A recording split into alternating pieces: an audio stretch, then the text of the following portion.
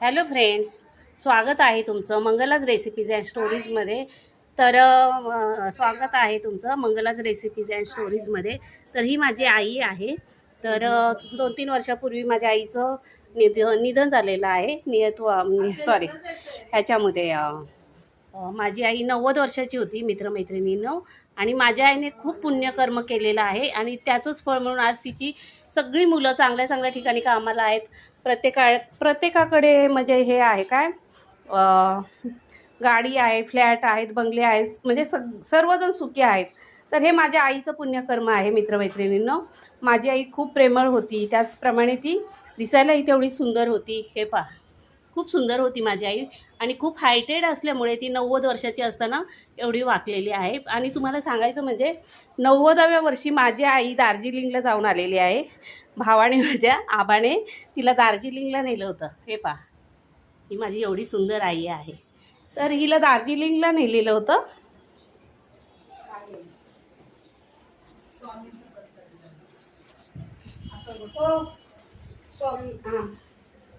तर मी सांगितलं, तर मित्रमैत्रिणींनो, तर 2 दिवसापूर्वी मदर्स डे झाला. तर मला तो साजरा नाही करता आला. मी आजारी होते, माझ्या बऱ्याच ब्लड टेस्ट केलेले आहेत. हे पहा, तर त्याच्यामुळे आणि दुसरी पण घरात थोडीफार कामं होती, तर तेव्हा मी सेलिब्रेट नाही करू शकले. तर माझ्या आईबद्दल मी काय बोलू.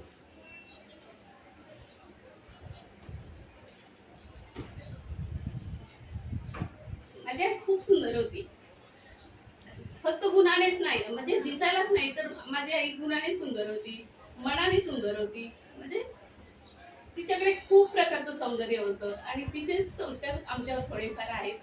तर आई कितीही थकली, किती वयोवृद्ध झाली, तर आई ही हवी हवीशीच वाटते मित्रमैत्रिणी, नाही का.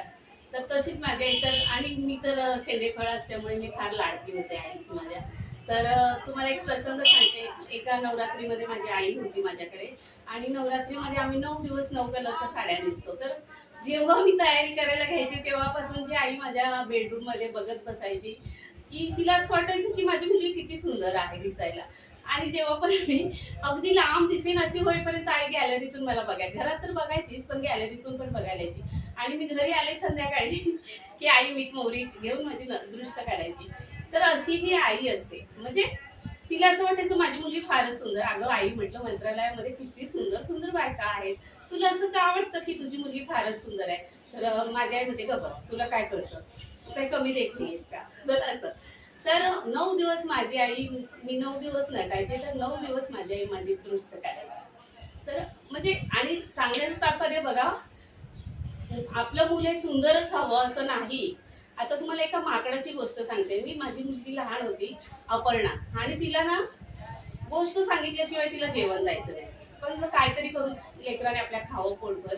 मग ते पुस्तक आणलं होतं मी गोष्टीचं, तर तिला दररोज एक गोष्ट सांगायची. तर एक गोष्ट होती, तर एक राणी असते आणि तिने अनाउन्समेंट केलेली असते की सगळ्यांनी आपापली बाळं घेऊन यायचं, आणि ज्याचं बाळ सुंदर असेल ना त्याला मी प्राईज देणार. तर सगळेजण येतात प्राणी आपापल्या बाळांना घेऊन. तर ती एक माकड असते, काहीतरी वानर, तर ती पण येते आपल्या बाळाला घेऊन. तर ते पिल्लू जरा दिसायला कुरूप असतं. तर तिला असं वाटतं की माझं बाळ खूप सुंदर आहे, मला प्राईज मिळेल वगैरे. तर मग ती राणी सगळ्यांची बाळं बघते बघते बघते बघते आणि म्हणते, शी, हे कसलं पिल्लू आहे, तुला काय प्राईज मिळणार आहे, तू कशाला आलीस. तर मग ते त्या पिल्लाला फार वाईट वाटतं. ते पिल्लू आपल्या आईकडे बघतं आणि ते रडू लागतं, ते पिल्लू, ह्याचं वानराचं पिल्लू.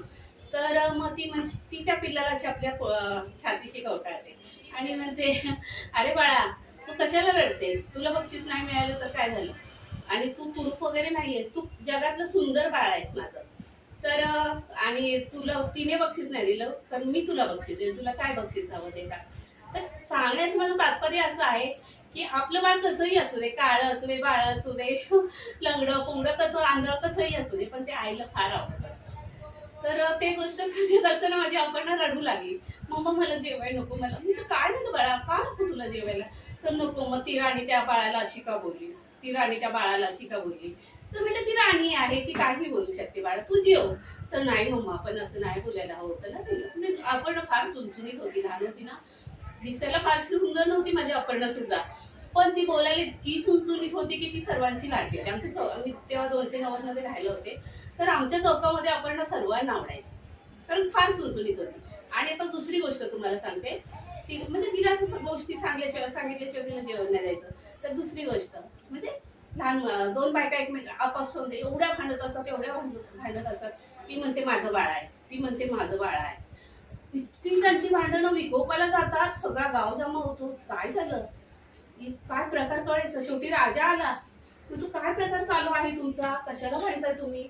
तर ती म्हणते बघा ना बघा ना राजेसाहेब, ही ना अशी करते, हे बघा ना हे बाळ माझं आहे, आणि ही म्हणते हे बाळ माझं आहे, तुम्हीच सांगा आता आम्ही काय करायचं. तर मग तर राजा म्हणतो ठीक आहे. नाना प्रकारे तोही समजावतो, दोघीही समजत नाही.